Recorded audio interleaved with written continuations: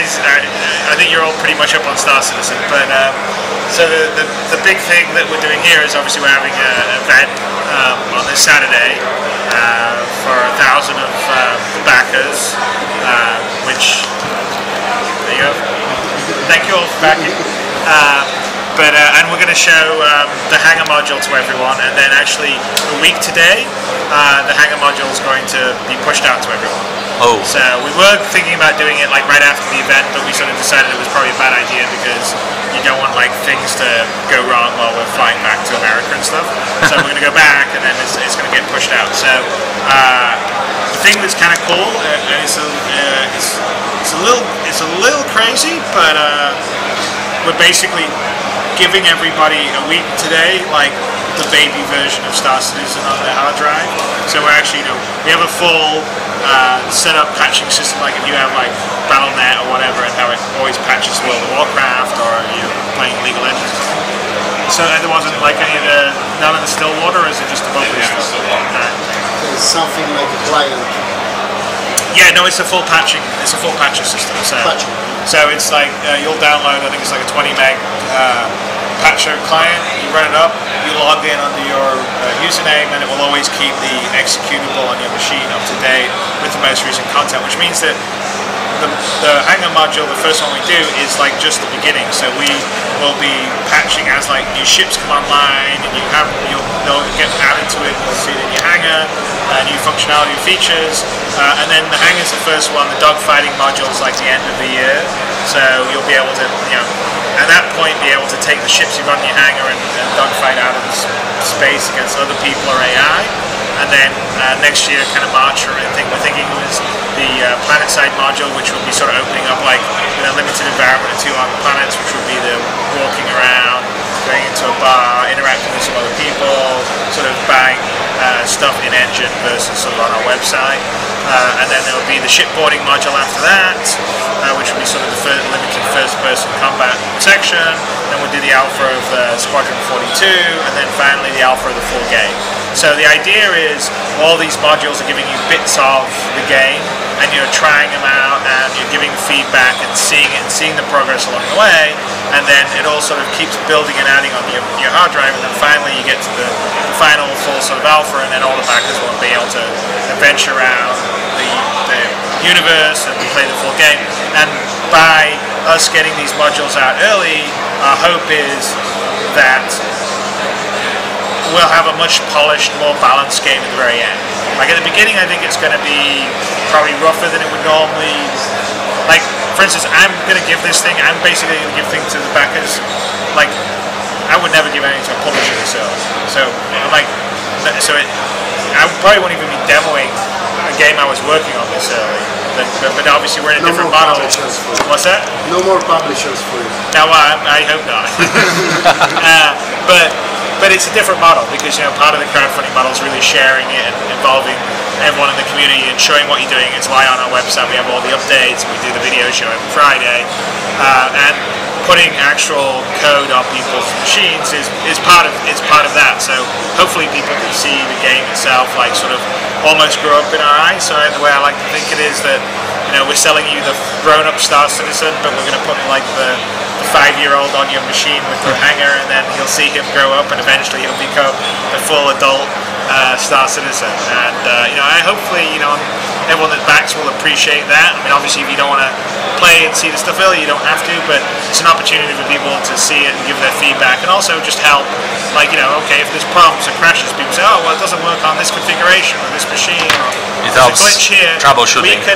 We can be like cleaning it up and making all that stuff now, right? Because like a lot of time when you make games, when it's a big project, a 3-year project, 4-year project, what happens is you work on all these features and you get them mostly working, like 80% of the way there, and then like this little cleanup stuff that you need to do, but that's easy. So then you go on to the next big feature, and then what happens is at the end you've got all these things that you've got to polish and clean up, and it's so much that it's you don't have enough time a lot of times, and that's why people go on work really hard or things get late. So the idea with this is by making these modules that we deliver out to all the backers, it's forcing us as a team to have things that like work and are polished. There's no escaping it. Like normally if you do a demo, say you do a demo in a publisher, you can completely like just go to the areas that aren't going to break, and it can be jury rigged in the back, and no one's going to know that it's worked. But when you push it out to 100,000 plus people, you can't get away with it. It's got to work in all the different areas. So, having said that, so I've got a few basic accounts. I'm going to load up a basic one.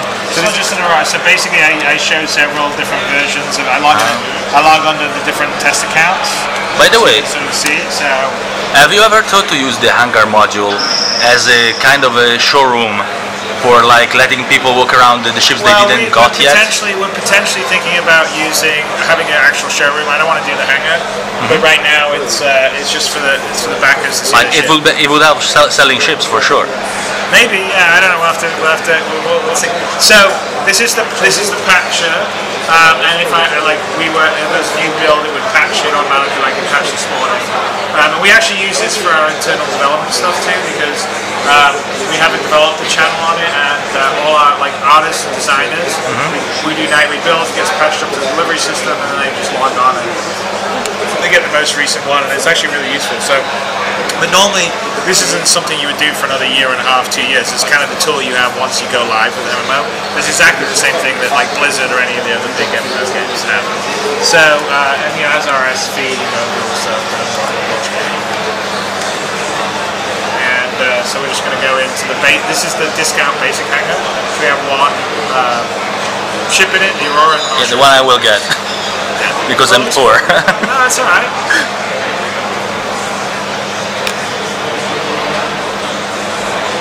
You're a genius because showing your Hangar, players are to buy more ships. I want some more. Maybe, yeah. That's what I thought. Should make a showroom with the new ones. Yeah. Promotional showroom. Also, it actually has a character too. Yeah. I mean, just only a male at the moment. There'll be a female soon. And this is also we used we have the stretch goal for motion capture. So this is the first early motions. You're patching character creation after a while too. Yeah. There's character creation. Character creation comes with the planet side module. It's sort of the avatar. But all the ships you'll be able to enter. All the ships you'll be able to enter. Oh wow! Look at that. Look at that. And the same, so and even sit down in your seat. So you can be only in first person inside the ship. Yeah, no, I can show. Okay. Getting in. Wow. That looks pretty damn good. Yeah, I would do it as well, but I'm holding the camera. Yeah, so I mean, basically, and actually yesterday we still had the space flight enabled, so you can take the ship off, and so we turned that off last night. But of course, you're actually in the fire, like on Saturday Lab, you can wiggle it. You can see your hands moving on the joysticks and stuff. So we'll have us enable that. But let me just get up. No, it's like look, I can see, it's all basically. And by the way, here's an example of. Get out here. This is an example of the cleanup stuff. So the exit position hasn't been set for this ship, so I'm exiting in the middle of it. So it's one of the things okay, you need to put the exit position in. So these are all the examples of sort of cleanup stuff that you normally don't bother doing this early, but we're having to do it because obviously it's all going out in a week's time. Yes. So, but luckily. So that has 1 week to be done. Yeah, but luckily, for instance, we did the motion capture. So now I actually have we have. Are you crawling? Crouch motion, which is cool because we actually didn't when we first did the capture. We got the new system. We did about 3 days, and so we had walking around and all the rest of stuff, but we didn't have crouching, and so we went back on this past Monday, not this Monday, the week before, and went and got the crouch, so we could have going around and stuff. Actually, if I can, I jump on live.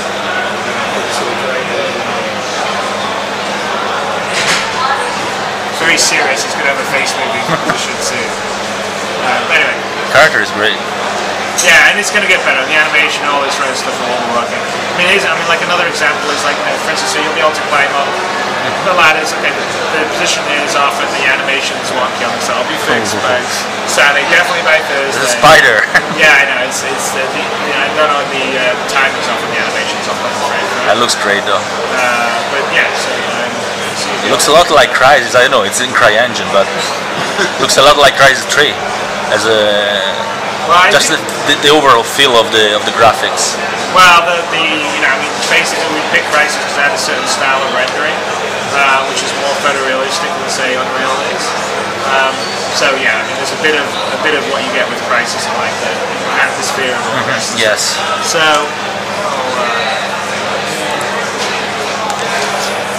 I'll log in. So I'll log into another account we've got with 3 ships, which will also be in the discount hangar. So you can just see the hangar itself sort of scales based on how many ships you've got. How is the Oculus Rift implementation going? Well, we have Rift going. We're not going to show it here for the hangar, but we'll definitely have it in for the dogfighting. There's still a few things with CryEngine. There's a couple of glitches. There's a little latency stuff, but it will be. We already have it working. It's a bit wonky still. No, it's just a little. There's some latency, and there's one of the 3D modes isn't working fully yet, so I'm not ready to show it ship with it. I know you. Like for instance, like here, so like now the hangar's sort of gotten bigger. There's a 3D inside here. Is it one of the hangars we can film? Well, this one, yeah, you can film this one. Okay. This is the discount hangar. Wow, for a discount one, it's not too bad. It's basically the same one I was in before, just it's bigger now, right? Yes, so, because there are more ships. So it sort of scales depending on how many ships you have. Yeah, exactly. I know you basically sworn against it for like in every possible languages, but now that PS4 and Xbox One are basically PCs, are you ever considering it as a possibility? Well, no. I've always said that I'm not necessarily. They're basically PCs, and so we're developing on PC first, but have it work on PlayStation 4 is pretty easy. CryEngine already works on PlayStation 4, and you don't have to compromise anything. So as long as Sony or whoever allow us to, the rule is we have to be everyone plays in the same universe. So it has to PC people, whoever. If you're on PlayStation 4, they have to be on the same universe server. So Xbox One is out of the question because they don't allow it. Yeah, absolutely. So our rule is as long as you let everyone play on the same thing, and we're open. We can push all our updates and not have all this extra red tape and everything, and do constant updates. And you don't do it. Let us be open and do it self-publishing. Then we'll consider it. So Sony seems more open to that, but we don't. We can't. PC would. That's our focus. But if someone like Sony says, "Oh yeah, we'll do that. We'd love you to be on it." More people the better. It's basically it's a PC. It's a gaming PC. It's a gaming PC with a more stripped down operating system. It's a bit more game friendly and cheaper than a PC. So now I'm going to go into the business hangar, which no one's seen of. And in this one is actually the least of the finished of them. It's still got a bunch of geometry and polish stuff to come into. But basically all this I'm just loading in different test accounts we have set. And this is the stuff that we can't show until after the party on Saturday. Camera is focused on you this time. So this is the business hangar. Wow. Which is obviously a bit of a different look than the discount hangar. And that's the Hornet F7C, which is sort of the civilian version of the Hornet that you've seen in all the trailer stuff. So we've actually gone back and spent a bit more time on if you look at the detail on the landing gear and all the rest of stuff. Will the detail be the same in game while you don't fight? This is the game. This is it. This is what so basically there is no improvement. It's not like Forza Motorsport or Gran Turismo when you watch them. No, this is what you'll be flying around in. So that's great. The red replacement thing is like a missing weapon, I think. So you'll be able to get into. You'll be able to get into and climb into all the ships. At the moment, I don't have too big of a freelance Constellation arm. The enter and sit down, so it doesn't look up the animation. The position has to be lined up. But this is cleaning stuff that will be fixed for Saturday. And the lighting inside here is not on right now. So the lighting's going to be on, so it's not going to be so overlit. Still quite impressive. So it's in your account now. Actually, if you go into your account, it actually says what hangar you get. But basically, the hangar is based on the ship you have or the ships you have. So if you have a big, like the Constellation, you get the deluxe hangar because the deluxe hangar is a much bigger hangar, so it can fit something like the Constellation. And also, if you have a lot of ships, you tend to move up in hangars because the bigger hangars fit more ships. Will it change in game as well? Like when the games will be finished, if I buy some more ships, if you buy some more ships, you can do that, and also in game you'll be able to upgrade your hangar. You can spend some game credits to get it. Gotcha. To upgrade, or you'll also be able to customize your hangar, add things to your hangar, or get yourself a nice executive suite in your hangar and all that sort of stuff. Will you be able actually to invite other people in our hangar? Not now, but I mean in the game. You are. So not Hangar V1. So Hangar V1, it's just by yourself and the 5 basic ships. I can't remember whether it's Hangar V2 or V3, but when our organization system comes on our website, so you can have your friends list and stuff, you'll be able to invite them and they'll come in and walk around your hangar and they can for the party. So at that point you'll be able to also have more customization options on. You can have a party in the hangar. Yeah. So here's the deluxe hangar. So obviously you can see like the level of scale of that much more, and also the constellations. Say in the game, in the actual finished game, I get a carrier. What kind of hangar will I have, or will it be like a more in dock? No, the carrier is its own hangar, and you can't bring it down onto a planet. Yeah. And it's difficult to get a carrier. Okay. So it will have a space station with a. It's basically always in space, and it's always at risk. So big. Yeah. So if you want to actually fly at normal speed without any kind of acceleration, like without light speed, without doing the autopilot thing, yes, it would take you like hours. You can go sightseeing, basically. Yeah, I mean space is pretty boring for a lot of people, but yeah. Oh, that's the point of autopilot. So you autopilot like most of the air. Like in Wing Commander. Commander or Privateer, yeah. And there will ever be the possibility to control more than one ship as a fleet commander. Well, we definitely have. So you definitely can have more than ships. You can hire NPCs to fly other ships that you own for you. You can hire other players to fly ships. And then we have, like, in the bigger ships like the Corvette and a few other ones, we have the idea of, like, there's a player station. You can sit down and you're, like, combat control. And you can be telling the fighters that are, you can say, okay, you attack this one, you attack that one. So, you're not, like, controlling them yourself remotely, but you're basically the combat information officer, like on a carrier, where you'd be and they can decide to obey or not. Yeah, you're tasking people. So like if you're all working together as a team, right? So that's why like maybe a group of people or a guild would get like a Corvette, and there's 3 fighters on it, so 3 people will be fighting the fighters, someone will be sitting at the combat information center, someone will be pounding and so on, people will be in the turrets, weapons officers, and you would all be working as a team. Yeah, it would be cool maybe if there was some kind of incentive for teamwork, like if there is the combat information officer that gives an instruction, like it pops up like it was kind of a quest in another. You'll get it'll be tasking, but you would basically do that because the combat information officer can see everything that's happening just on the real time. So you need to go after this, you need to do that, and if a team works together, then they'll fight well, just like in real life. So that's kind of the idea. The idea is to have all varieties. So you've got the single player ships all the way up to these ships that are multiplayer, full cooperative play, and it's kind of up to you how you want to play. And I've always wanted that chance where I'm flying around on like the Millennium Falcon. So we sort of have that's sort of the constellation setup. But in the past all my games were sort of single person ships, and in this one it's not going to be, which I think it'll be very cool.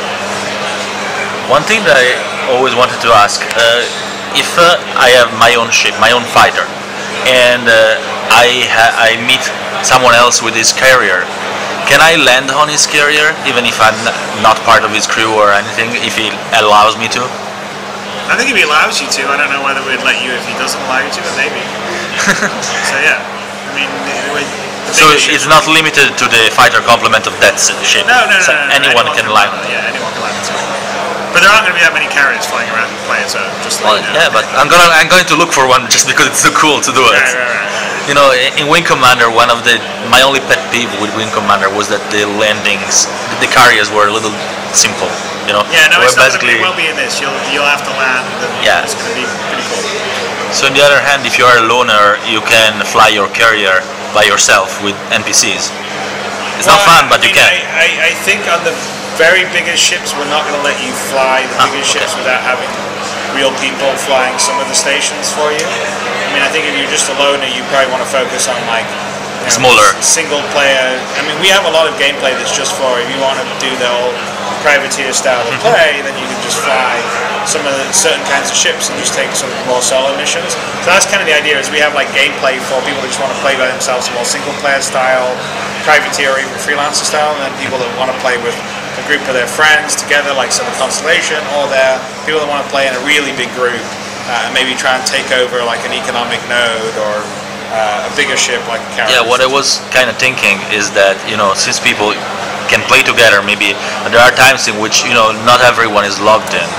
So that would kind of paralyze the ship when not everyone is logged in. Well, I mean, the thing is that like on the really big ships, that you would have to have enough of a crew to be manning it At all times. Yeah, I mean that's sort of one of the things. I mean, you want to have some stuff when you have big groups that are, you know, like, because you're gonna have all kinds. So you need to give a challenge for sort of the big groups and the big deals for them to do stuff. If I have a multiplayer ship, since the instances will be limited in number of players, what counts? The number of players as people or the number of ships to the limit of the instance?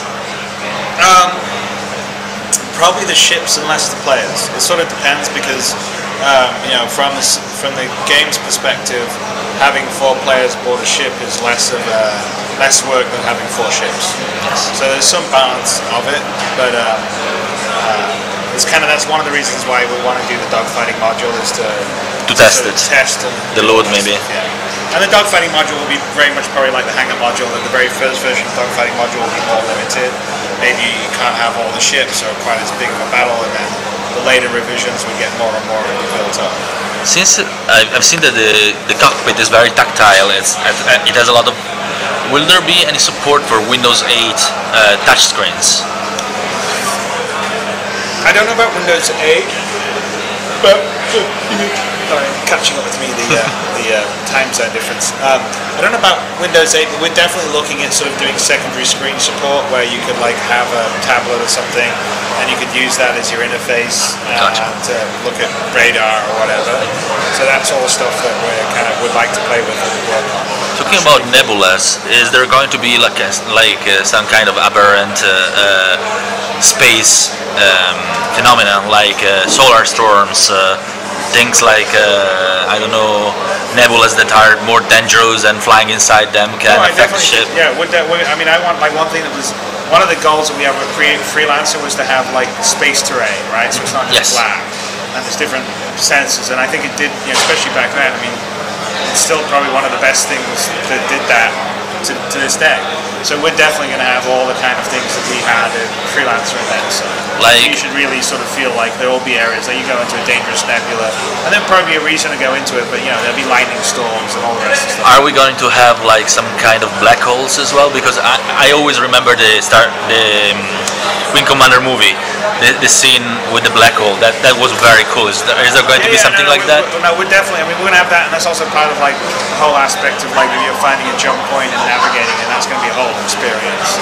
So yeah, all of that stuff. I mean, we're going to spend a lot of time making sort of those kind of moments in space cool, because that's what you remember. It should be it should be sort of cool, and like you find a jump point and go through it. That should be an experience you tell your friends about. Will the political situation in the universe change as well? Since the outset is already. The political situation will definitely. I mean, we're setting it up already, so that model of the game is sort of the decline and the fall of the Roman Empire. So we're setting it up so that it's going to implode basically. The empire will split between two, and you'll sort of see the fallout. Spoiler. It should be cool. We have a dedicated sort of universe, what we call the universe cluster, which is the one that everyone sort of lives on, that we control, like where you are in the universe, what goods you have, and it's the one we do the matchmaking and say, okay, well, you're in this system and you're in this system, you've just flown near each other, so we'll put you in the same area. But the actual server that handles like the combat or when you're close, the high frequency stuff that has a lot of data. They were planning on having that be sort of in a virtual server system where we can basically spin up the servers in different locations. So that wouldn't be like sort of all located in North America, and there'd be like deploying servers in Europe, deploying servers in Australia, deploying servers in America. They will be instanced too. What's that? Will be instanced as well. Yes, no, we're instanced. I mean, we just can't. We would never be able to. It's hard to say until we do the dogfighting, but if we have 1 million players, even Eve can't have 1 million players in one instance. In Eve, every star system is one different server anyway, so. Yeah, but even in Eve, how many players are in Eve? There's 500,000 players. Yeah. There's no way that 500,000 players could be a one-star system in Eve. So you will take it a step further and have instancing inside the same star system. The way it works is we don't have we instance multiple areas inside a system, and the instances are all dynamic. So basically, they're getting created and destroyed all the time. So it's as you're flying around, basically the big universe server's going, who are you close to? Oh, you're close to you. Matchmaking. And it basically hands you off to this instance server, and it communicates while you guys are close. As soon as you've gone far apart, basically the little instance server hands you back to the main universe server. And it would be all seamless, of course. You won't have a loading screen. So most people, even though everyone's worried about instancing, for most people as they play the game, it won't feel it. To them, it'll look like they're moving around a world that has lots of people moving around, and they're seeing other people and other NPCs and all that stuff. The only way to notice would be communicating with someone else and knowing that they are exactly in the same place. Yes. And you don't see them. Yeah, and the game's also designed in such a way that if it's a friend of yours and all the rest, it tries to put you in the same instance. So you would basically have to have so many people, all your friends, and there's not enough to fit in one instance, and that would be kind of where you would end. Will there be any kind of bounty system? There's definitely a bounty system. So there's a bounty system. If you're doing bad things, there'll be a bounty on your head, and in the safe area of space, if you're wanted, then they're not safe player anymore. Versus player bounty on you is acceptable. So basically, if you're a griefer and you're griefing new people, it's probably not going to be worth your time to do it in a safe area because everybody will be suddenly shooting for you. So it's only worth to do it if there was a high value target, say you got a win that there was a merchant ship with valuable goods aboard. So then that would be like doing a heist or something. Will there be any way to pay off your bounty before you get caught? Well, maybe. If you do a deal with someone, Bribe. You can bribe. And there's definitely an ability to bribe once you're captured to try and get out of jail. Okay. Thank you very much.